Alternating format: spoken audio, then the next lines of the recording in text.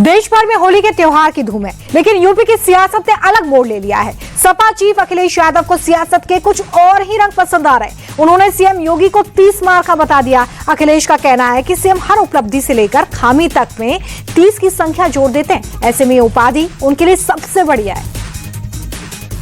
वहीं हमारे मुख्यमंत्री जी 30 मार्का हैं। 30 मार्का में इसलिए कह रहा हूं कि उन्हें 30 से बड़ा प्रेम है। मरे कितने? 30। कारोबार कितना हुआ? 30 करोड़। पूरे प्रदेश को कितना होगा? 30 गुणा 10,000 करोड़। तो ये जो 30 मार्का वाला हिसाब किताब है, ये हमारे मुख्यमंत्री जी के अलावा और कोई नहीं दे सकता था। वहीं सीएम योगी आदित्यनाथ ने भी होली से पहले सभी कार्यकर्ताओं को बधाई दी है। इस दौरान उन्होंने सनातन की ताकत का भी जिक्र किया है। सीएम ने कहा कि सिर्फ सनातन धर्म ही दुनिया को सत्य के मार्ग पर चलना सिखाता है और ऐसे में विपक्ष के एजेंडे से उन्हें कोई फर्क नहीं पड़ता। हर तबके के लोगों का, जिन्होंने पूरी ईमानदारी और तत्परता के साथ इस आयोजन को अपना आयोजन बनाया और सफलता के नए प्रतिमान तक पहुंचाने का काम किया, उन सबका हृदय से अभिनंदन करते हुए उन सबको भी होली की हृदय से बधाई देता हूं, अपनी शुभकामनाएं देता हूं।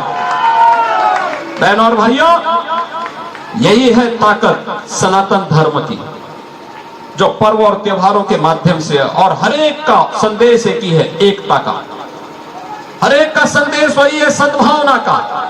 हरेक का एक ही संदेश है कि हम अगर सत्य के मार्ग पर चलेंगे तो वही धर्म का मार्ग है, वही विजयी होने का मार्ग है। इधर बीजेपी नेता अनिल विज ने उन लोगों को कड़ा संदेश दिया है जो होली के त्योहार के दिन उत्पात की संभावनाओं के चलते इसे पोस्टपोन करने की बात कह रहे थे। कारण है होली और जुमे की नमाज का एक साथ पढ़ना।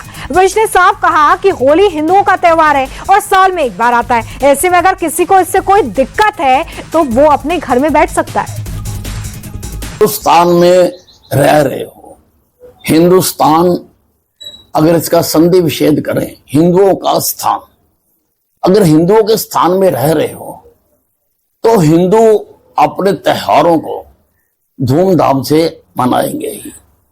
अगर उसका कोई छींटा आप पे पड़ गया तो आप में भी सहन शक्ति होनी चाहिए, आप में भी बर्दाश्त करने का हिम्मत होनी चाहिए। अब बाहर बरसात हो रही है, जो भीगना नहीं चाहता वो घर में बैठे। मैं होली नहीं खेलता हूं, मैं अपने घर में बैठता हूं। और जहां अगर बाहर जाता है तो थोड़े बहुत कपड़े गीले होते हैं तो उसको सहन करना पड़ता है। वहीं पश्चिम बंगाल की तरफ से एक नोटिफिकेशन जारी हुआ है। ये लेटर कोलकाता के शांति निकेतन में होली न मनाने को लेकर था। अब इसे लेकर केंद्रीय मंत्री सुकांता मजूमदार ने कहा कि ये बैन ममता की एम्पीचमेंट पॉलिटिक्स का नतीजा है। ममता का ये कदम अपने मुस्लिम वोट बैंक को खुश करने के लिए है। पश्चिम बंगाल की सरकार एपीजमेंट पॉलिटिक्स कर रही है और ऐसा नहीं कि पहली बार कर रही है, क्योंकि ममता बनर्जी को पता है कि जो मुस्लिम फेनेटिक वोट बैंक है उनका, इन सब का हेल्प मिलता है उनसे इलेक्शन के समय में। मुस्लिम एकजुट होकर वोट दे रहे हैं उन्हें। ममता बनर्जी खुद ही क्लियर कर चुकी है, जो गाय दूध देती है उसका लात में खा सकता हूं। प्रॉब्लम यह है कि दूध तो वो खा रहे है, पी रही है, लेकिन लात बंगाल के लोगों को, बंगाल के हिंदुओं को खाना पड़ रहा है। पश्चिम बंगाल के हिंदुओं को मैं आह्वान करूंगा कि आप होली मनाइए, पुरजोर से मनाइए। जितने भी पुलिस की बाधा होगी हम सब एक साथ मिलकर लड़ेंगे। तो ये बंगाल की भूमि है, इस भूमि को ममता बनर्जी जैसे लोग जितना भी कोशिश कर ले, इसको इस्लाम की भूमि नहीं बना सकती।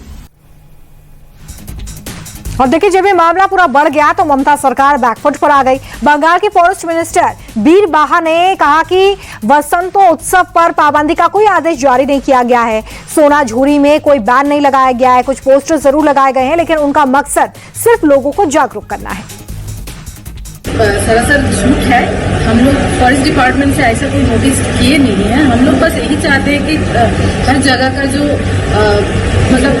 जितना पेड़ वगैरह है जो सब वो सब ठीक ठाक रहे, इसीलिए हम लोग रिक्वेस्ट किए हैं। ऐसा नहीं कि हम लोग पाबंदी लगाए। जिसको खेलने का मन है, जगह खेलने का मन है, वो खेल सकता है, क्योंकि हम लोग इस तरह का कोई भी हम लोग जो भी करते हैं नेचर को बचाने के लिए करते हैं, और नेचर को बचाने के लिए जो हम लोगों को लगा अच्छा है। लेकिन बीजेपी जो करता है, उन लोगों के पास पॉलिटिक्स करने के लिए कोई सब्जेक्ट नहीं होता है, इसलिए हर चीज में वो लोग एक रंग लगाने का ये सोचता है।